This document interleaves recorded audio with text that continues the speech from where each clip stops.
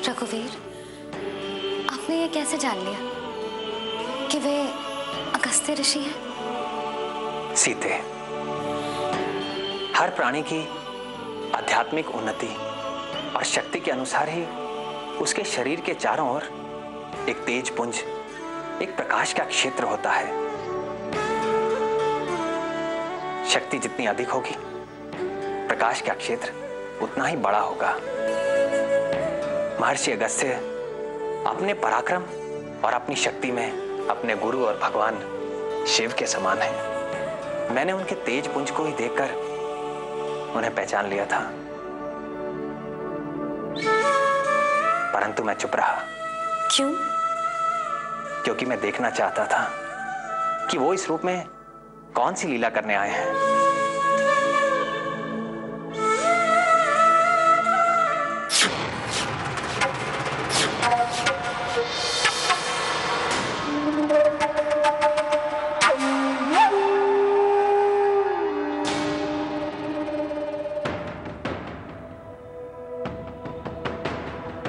और कैसी हो हमारी प्यारी बहना? बड़ी देर कर दिया आने में। क्यों? महारानी, जब से तुम दंडकारणी से गई हो, उन दोनों ऋषियों ने हमारा सुख चैन छीन लिया। ये ऋषि कब से दैत्यों के सुख चैन छीनने लगे? वो दोनों ऋषियों के वेश में तो अवश्य है, परंतु दोनों धनुषधारी हैं। सबसे पहले हमारे मित्र सकट और विकट को ही मार डाला।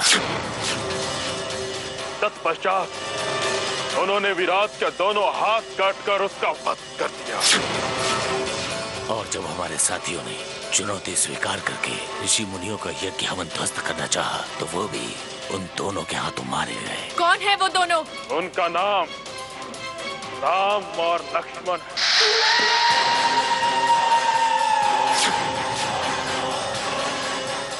राम और लक्ष्मण?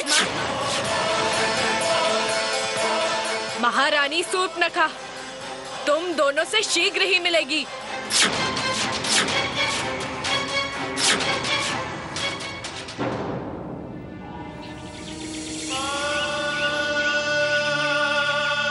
हमें आज्ञा दीजिए महर्षि। भला भक्त अपने भगवान को आज्ञा कैसे दे सकता है प्रभु?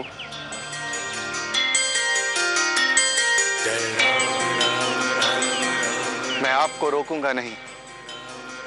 आपने दंडकारण्य में राक्षसों का सर्वनाश करने का जो प्रण लिया है, उससे मैं भली भांति परिचित हूं। यदि आप हमारे आश्रम में रहेंगे तो उनका संहार कैसे होगा? उनका संहार करने के लिए तो आपको दंडकारण्य के चारों तरफ घूमना होगा। वैसे भी हमारे आश्रम में राक्षसों का प्रवेश असंभव, परंतु यहाँ आकर आपने हमारे आश्रम को धन्य कर दिया। इसके लिए हम आपके आभारी। ऋषि, ये आप क्या कर रहे हैं? आप हमारे पूज्य हैं। मर्यादा पुरुषोत्तम राम, आपने अपने पिता के वचन को निभाने के लिए अपना सब कुछ त्याग दिया और 14 वर्षों का कठोर वनवास ग्रहण किया, और आपके साथ आपके अनुज लक्ष्मण और आपकी अर्धांगिनी सीता। आपका ये महान त्याग आने वाले वर्षों में पृथ्वी वासियों के लिए मार्गदर्शन का काम करेगा। महर्षि, आपसे एक निवेदन है। प्रभु, हमारे वनवास का कुछ समय अभी अवशेष है। कृपा करके हमें कोई ऐसा स्थान बताएं जहां मैं अपनी प्रतिज्ञा पूरी करते हुए लक्ष्मण और सीता के साथ ये समय व्यतीत कर सकूं। प्रभु, यहाँ से 2 योजन दूर गोदावरी नदी के किनारे पंचवटी नाम का एक संपन्न प्रदेश है। आप वहां जाकर निवास कर सकते हैं। यदि आप वहां निवास करेंगे तो वहां के साधु महात्माओं का भय दूर हो जाएगा और आपको आपके उद्देश्य में सफलता भी मिलेगी। आज्ञा दीजिए महर्षि।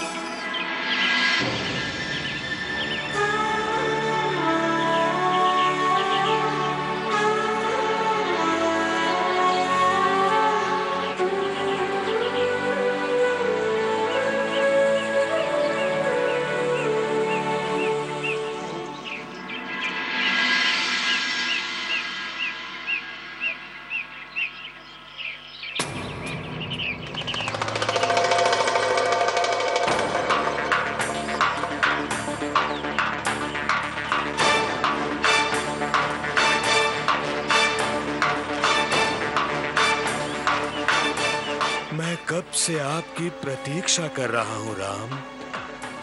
स्वामी,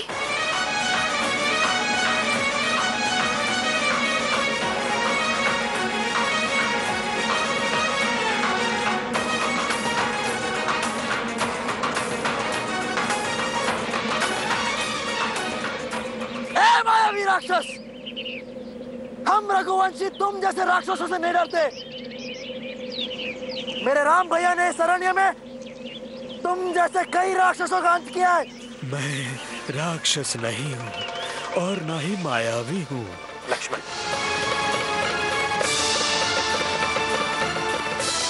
कौन हो तुम? मैं जटायु हूँ। जटायु? भैया, आप इसकी बातों में मत आइए। ये हमारे साथ छल कपट का खेल खेल रहा है।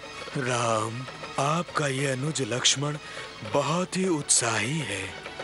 आप हमें कैसे जानते हैं? मैं अयोध्या नरेश महाराज दशरथ का मित्र हूँ।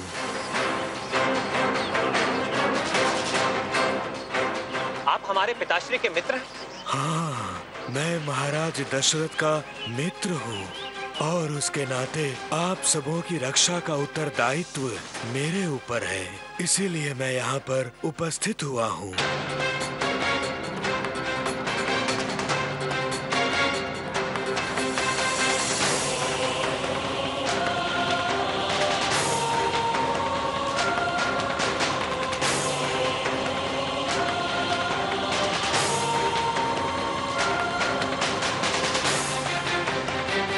आप हमारे पिता समान हैं।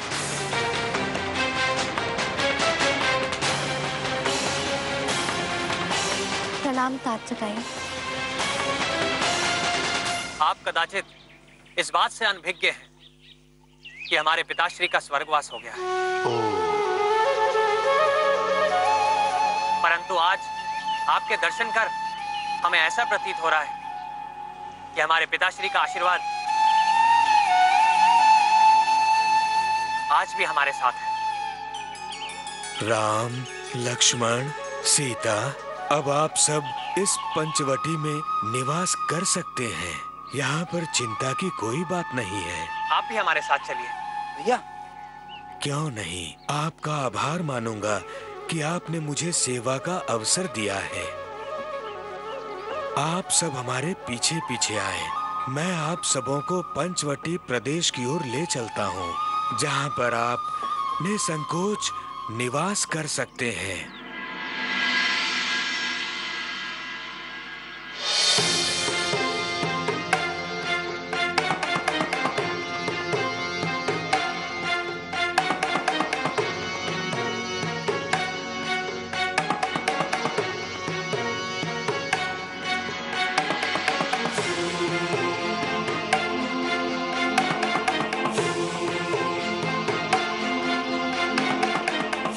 रघुवीर, देख रहे हैं तात जटायु का पितृवत स्नेह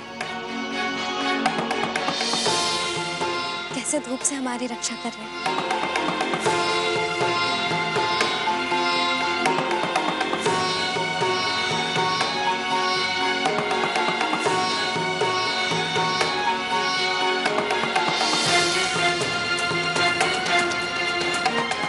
लक्ष्मण, तुमने धनुष और बाण अभी भी अपने हाथ में पकड़े हुए हैं।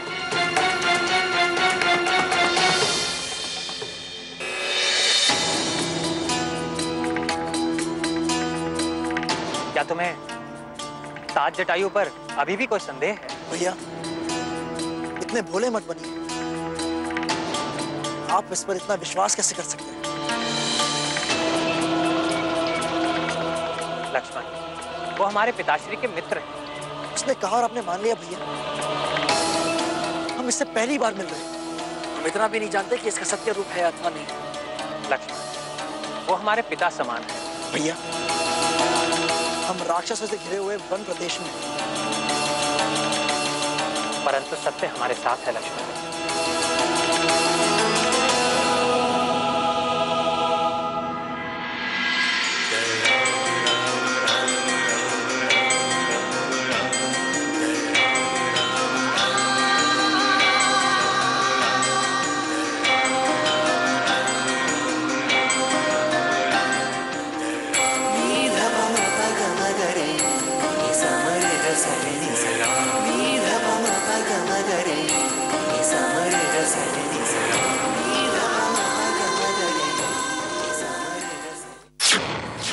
आश्चर्य के अनुसार वो दोनों ऋषि अगस्त्य के आश्रम से निकलकर पंचवटी के मार्ग पर हैं। अब आप हमें मत रोकना भ्राताश्री। नहीं दुष्यंत, हम लंकेश की आज्ञा का उल्लंघन नहीं करेंगे। परंतु भ्राताश्री, रावण भी तो उनका वध ही करेंगे। यदि वो वध मेरे हाथों अन्यथा आपके हाथों से होता है तो बड़े भैया को क्या आपत्ति? किस आपत्ति की बात कर रहे हो तुम दोनों?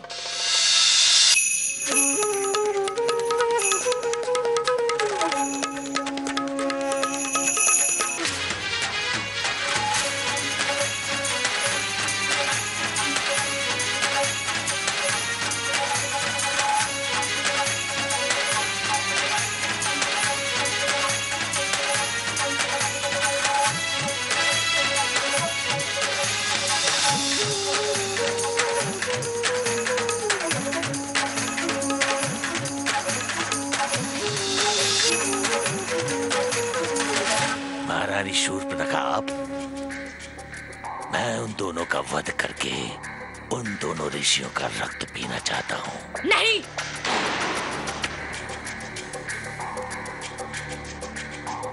मेरे राज्य में जो मुझे चुनौती देगा उसका वध मैं स्वयं करूंगी।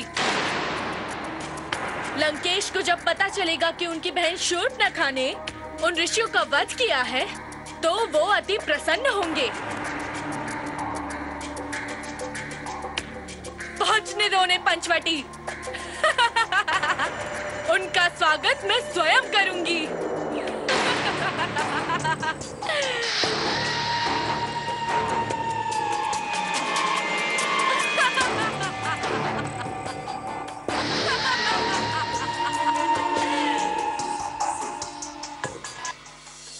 समय के चक्र ने गति पकड़ ली है।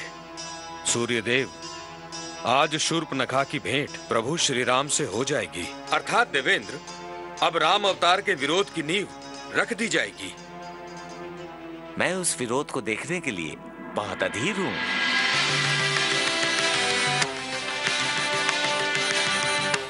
पुत्र राम, यही वो स्थान है जिसका नाम पंचवटी है।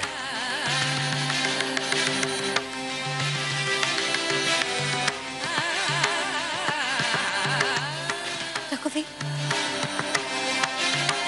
कितना सुंदर स्थान है। और देखिए स्वामी, भिन्न भिन्न रंग के खिले हुए पुष्प।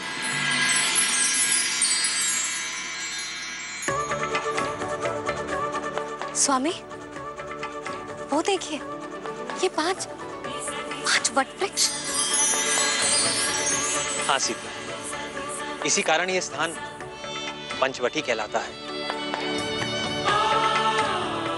लक्ष्मण, यह स्थान पवित्र है और रमणीय भी।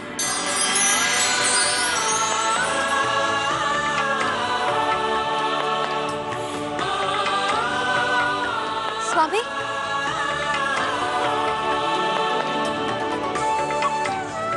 वो देखिए रघुवीर,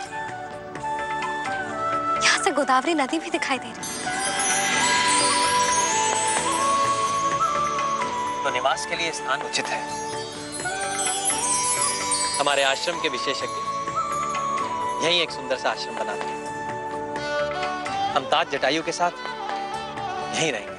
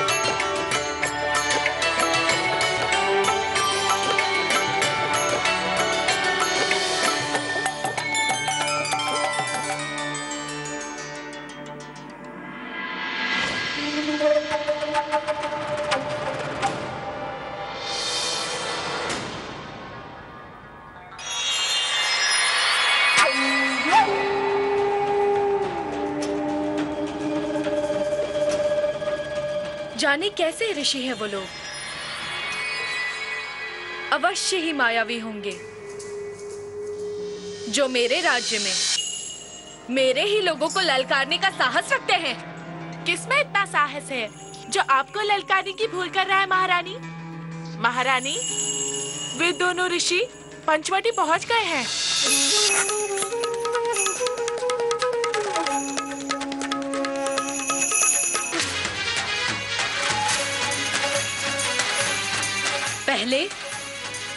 पहले मैं उनका रक्तपान करूंगी।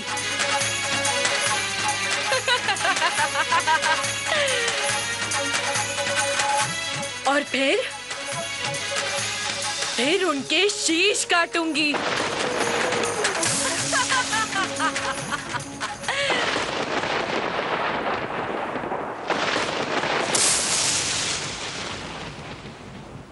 शूर्पणखा की बातें सुनकर कितने उत्साहित हैं आप सब। आप सभी जानते हैं कि आगे क्या घटित होने वाला है, परंतु किसी के भी मन में तनिक भी सहानुभूति नहीं है प्रभु राम और सीता के वियोग की। प्रभु श्री राम भगवान विष्णु के अवतार हैं और माता सीता देवी लक्ष्मी की। ऐसे विशिष्ट और असाधारण गुणों को धारण करने वालों की कैसी चिंता। और फिर प्रारब्ध तो बदला नहीं जा सकता, जो होना है वो होकर रहेगा। हाँ देवेंद्र, देखें अब आगे क्या होता है। अब हमारी प्रतीक्षा का अंत होने जा रहा है।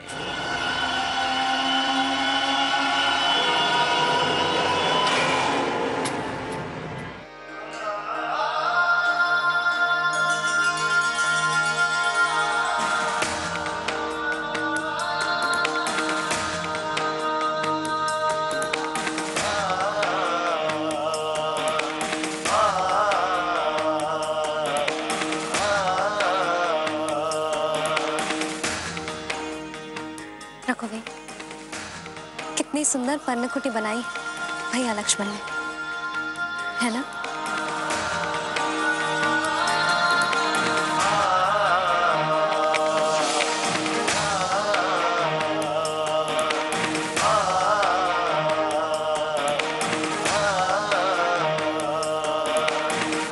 लक्ष्मण, मैं बहुत प्रसन्न हूं। तुम्हारे बनाए हुए इस आश्रम को देखकर विश्वकर्मा भी लज्जित हो जाएंगे। मुझे तुम पर गर्व है लक्ष्मण। इस समय मेरे पास तुम्हें देने के लिए कुछ नहीं है, इसीलिए आलिंगन दिया। सोचता हूं यदि वनवास में तुम मेरे साथ नहीं होते तो तुम मेरे अनुज, परंतु जिस प्रकार पिता अपने पुत्र का पालन करता है, उसी प्रकार तुमने मेरा पालन किया है।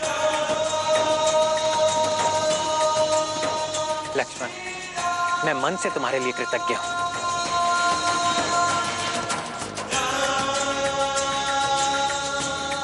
भैया, आप? लक्ष्मण, मैं कभी असत्य नहीं बोलता। यदि सीता मेरा हृदय है तो तुम मेरी आत्मा हो लक्ष्मण।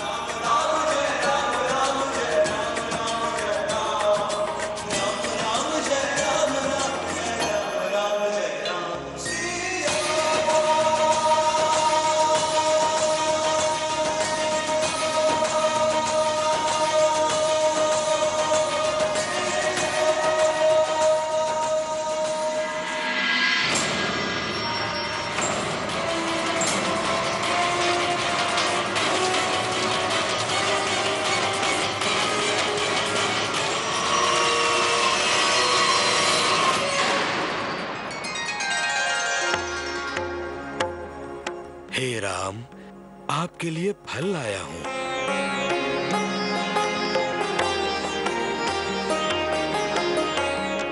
लक्ष्मण, कुछ फल लेकर आहार ग्रहण कर सकते हो। नहीं, मुझे नहीं चाहिए। ये फल बड़े स्वादिष्ट हैं। मैं पर्वत की चोटी से इन्हें लेकर आया हूं। मैंने भी समय समय पर बड़े ही दुर्लभ और स्वादिष्ट फल अपने भैया के लिए लाए हैं। निश्चय ही लाए होंगे, परंतु इन्हें लाना कदाचित तुम्हारे वश की बात नहीं है। पर्वत की उस चोटी पर तुम्हारा जाना संभव नहीं है लक्ष्मण। वो पर्वत बड़े नुकीले और कठिनाइयों भरे हैं, तुम वहां नहीं पहुंच सकते। आप मुझे चुनौती दे रहे हैं? आप कदाचित ये नहीं जानते कि मैंने अपना ये जन्म किस लिए लिया है। अपने भैया और भाभी की सेवा के लिए, और उन दोनों के प्रति अपने कर्तव्य को पूर्ण करने के लिए मैं कुछ भी कर सकता हूं। मैं आपको यह भी बता दूं कि मैं जो भी कार्य करता हूं पूरी निपुणता से करता हूं। मैं तुम्हारी निपुणता पर संदेह नहीं कर रहा हूं, परंतु सर्व कला संपन्न होना आवश्यक नहीं। आप नहीं जानते कि मैंने किन किन महान ऋषियों से कैसी कैसी शिक्षा और प्रशिक्षण प्राप्त किया है। आपकी तो सोच भी वहां तक नहीं पहुंच सकती। मुझे स्वयं पर इतना विश्वास है कि मैं किसी भी कार्य में आपसे कम नहीं हूं, श्रेष्ठ ही हूं।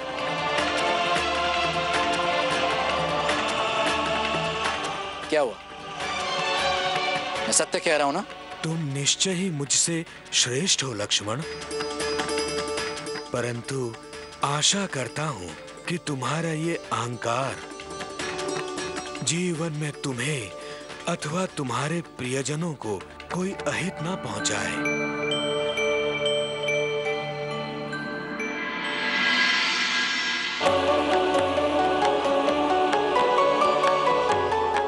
ऐसा प्रतीत हो रहा है जैसे यहाँ रहते हुए आपने कुछ विशेष अनुभव, कुछ विशेष ज्ञान प्राप्त किया है।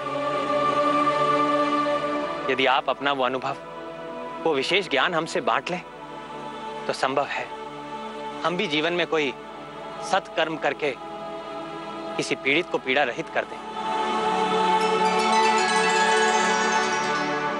किसी अज्ञानी को ज्ञान दे सके। पुत्र राम, अनुज लक्ष्मण यदि मेरी कहानी से कुछ शिक्षा ग्रहण कर सकता है तो उसका श्रेय उसे नहीं, मुझे ही जाएगा। एक दिन की बात है, जब मैं छोटा था मुझ में भी उतनी ही उत्तेजना और उत्साह था जितना कि लक्ष्मण में है। एक दिन की बात है, मैं सदा अपने भाई से कहा करता था कि मैं उड़ने में उससे अधिक प्रवीण हूँ। वो कभी मुझे नहीं हरा सकता, क्योंकि मैं जो भी कार्य करता हूँ उसे बड़ी निपुणता से करता हूँ और अपनी निपुणता दिखाने के लिए मैं ऊपर और ऊपर उड़ने लगा। मैं अपने अहंकार में इतना ऊंचा उड़ने लगा कि मुझे ध्यान ही नहीं रहा कि मैं सूर्य के निकट जा रहा हूँ। मुझे आकाश में सूर्य की ओर जाते देख संपाति डर गया। मैं सूर्य की ओर बढ़ने लगा। जब मैंने मुड़कर देखा तो संपाति बड़ी तेजी से उड़कर मेरी ओर आ रहा था। मैंने अपनी उड़ान और तेज कर दी।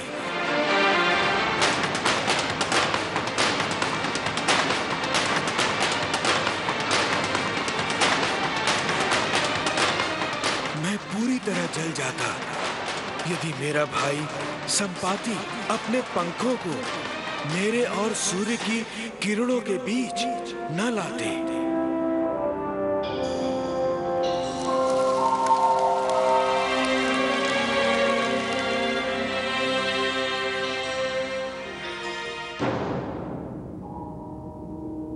अब वो जीवन भर के लिए पंखहीन हो गया है मेरे कारण।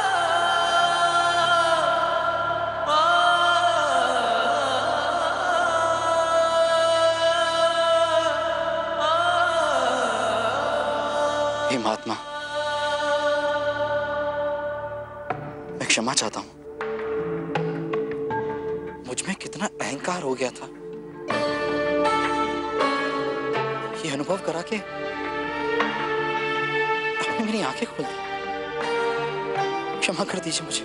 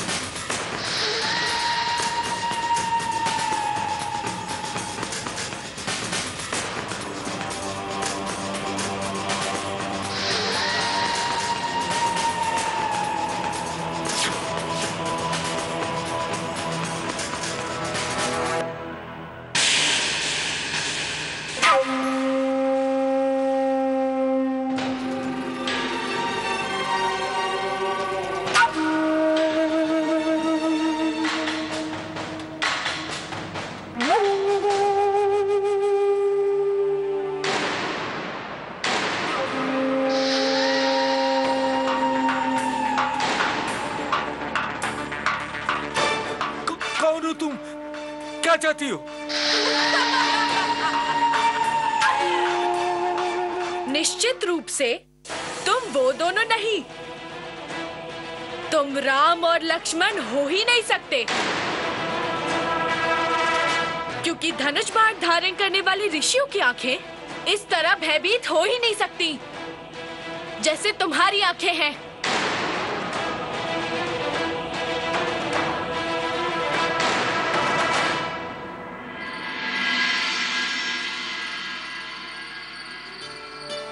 भैया, आप इस समय कहाँ जा रहे हो? कहीं नहीं लक्ष्मण, मैं सीता के लिए लाल और नीले कमल के फूल लेने जा रहा हूँ। भैया आप बैठिए, मैं लेकर आता हूँ। लक्ष्मण, कम से कम अपनी पत्नी के लिए तो कुछ करने दो मुझे। जैसी आपकी आज्ञा भैया।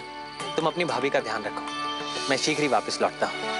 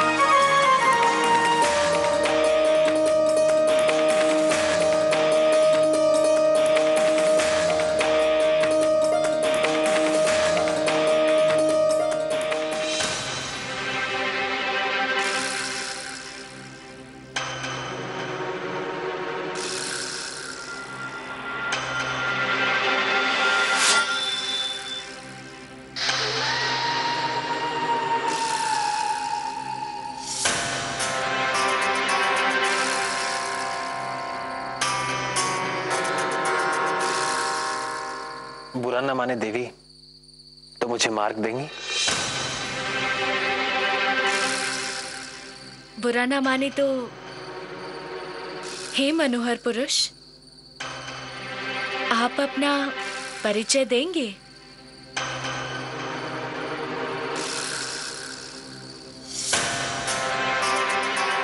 इस वन में मैं एक ऋषि हूं।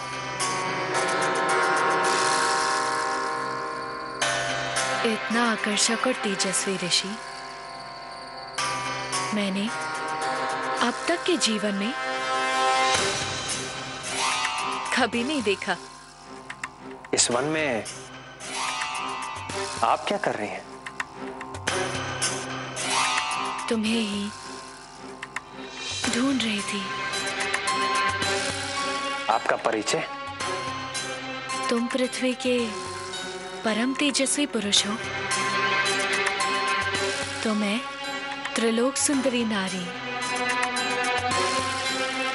और मैं तुम्हारी ओर आकर्षित हुई हूं, क्योंकि क्योंकि तीनों लोगों में तुम जैसा कोई दूसरा पुरुष मैंने नहीं देखा। सृष्टि का नियम है कि प्रकृति और पुरुष का मिलन हो। मैंने आज तक कभी किसी से कोई याचना नहीं की। जो चाहती हूं उसे प्राप्त कर लेती हूं। मैं राक्षस महारानी शूर्पणखा हूं।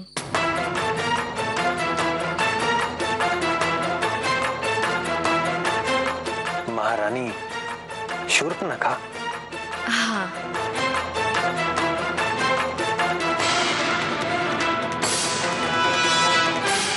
और मैं तुम पर आसक्त हुई हूं।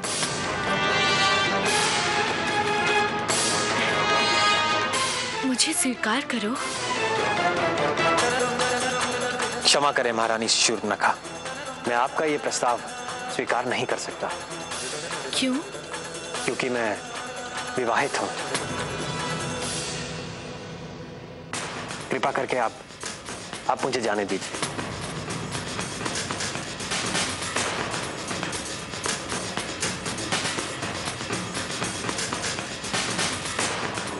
शूर्पणखा जो चाहती है उसे प्राप्त कर लेती है। मैं तुम्हें अपना बना कर रहूंगी।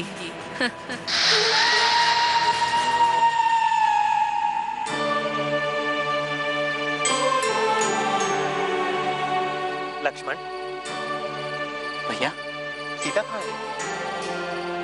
भीतर है।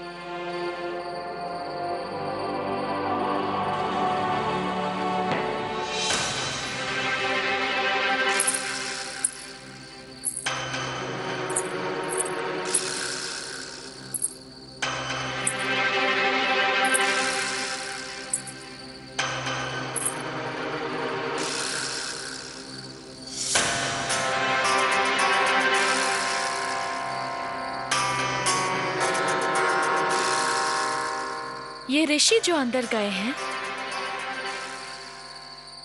वो कौन है? आपका परिचय? मेरे प्रश्न का उत्तर दो तेजस्वी पुरुष। वो ऋषि जो भीतर गए हैं वो कौन है?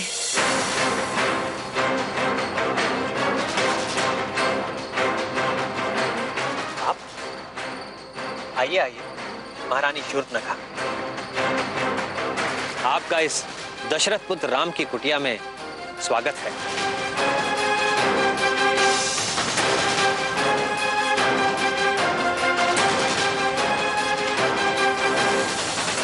राम?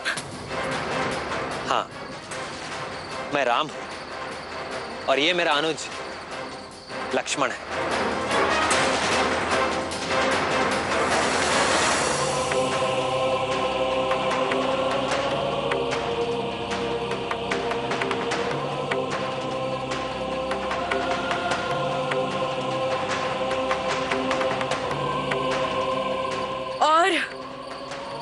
ये स्त्री?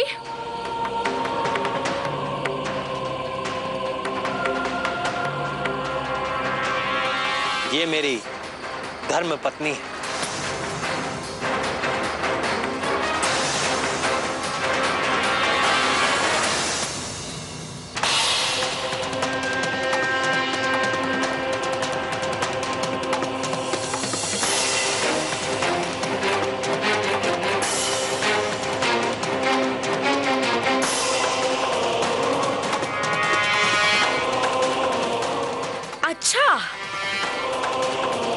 तो तुम ही वो दोनों ऋषि हो जिन्हें मैं ढूंढ रही थी। परंतु आप हमें क्यों ढूंढ रही हैं? तुम दोनों का वध करने के लिए।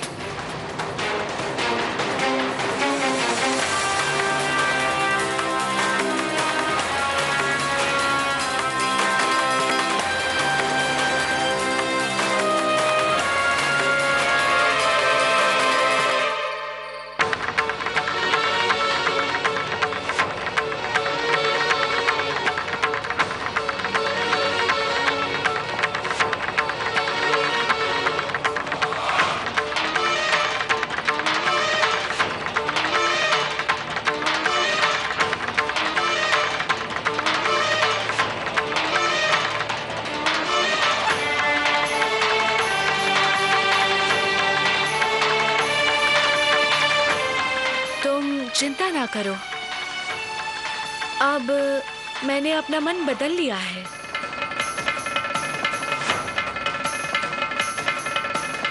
राम, मैं तुम्हें जीवित छोड़ दूंगी यदि तुम मुझसे विवाह कर लो तो।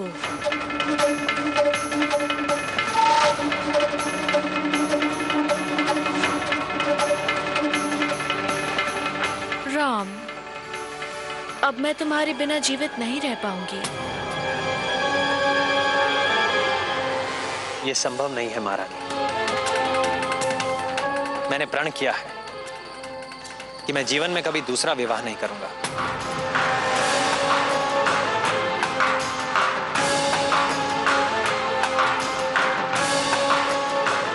यदि मैं तुम्हें ये बता दूं कि खर और दूषण की मैं बहन हूं, तो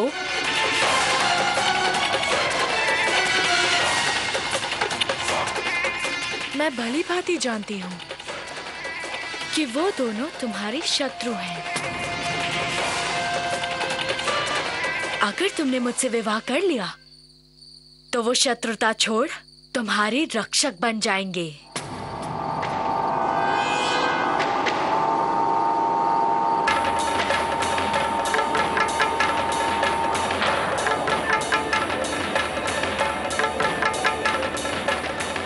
परंतु मैं विवश हूं महारानी।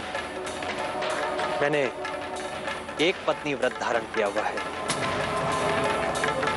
इसलिए मैं दूसरा विवाह नहीं कर सकता।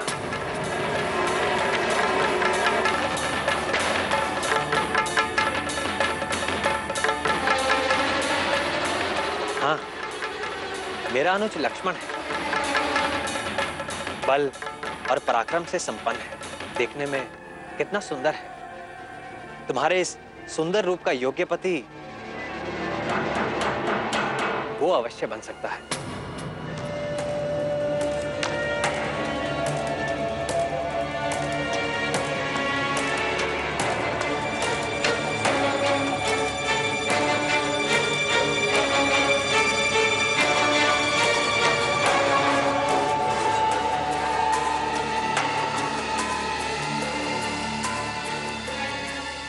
लक्ष्मण,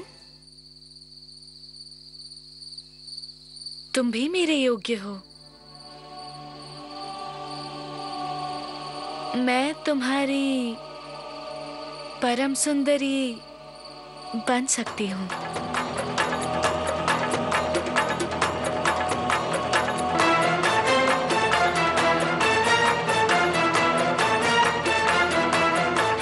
मुझे अंगीकार कर लो।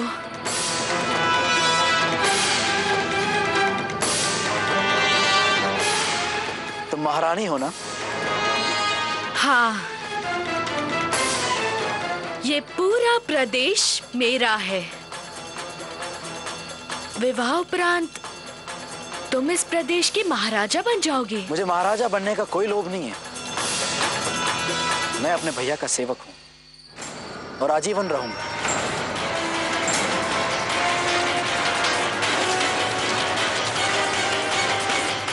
क्या तुम उनकी सेविका बनना चाहोगी? सेविका? और मैं? मेरे राम भैया संपूर्ण ऐश्वर्यों से संपन्न हैं। तुम उनकी दूसरी पत्नी क्यों नहीं बन जाती?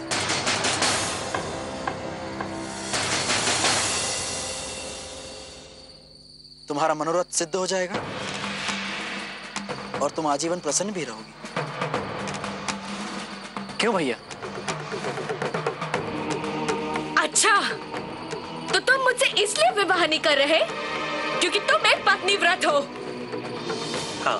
तो यदि एक कुरूप और ओछी पत्नी तुम्हारी जीवित ही ना रहे तो तुम मुझसे विवाह कर लोगे?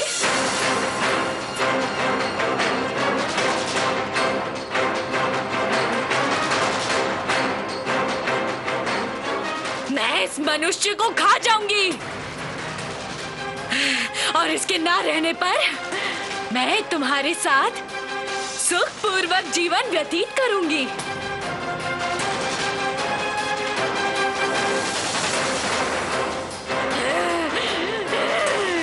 लक्ष्मण, ऐसे दुष्कर्मियों के साथ किसी प्रकार का परिहास नहीं करना चाहिए। इससे पूर्व ये सीता को कोई हानि पहुंचाए, इस राक्षसी के साथ उचित व्यवहार करो।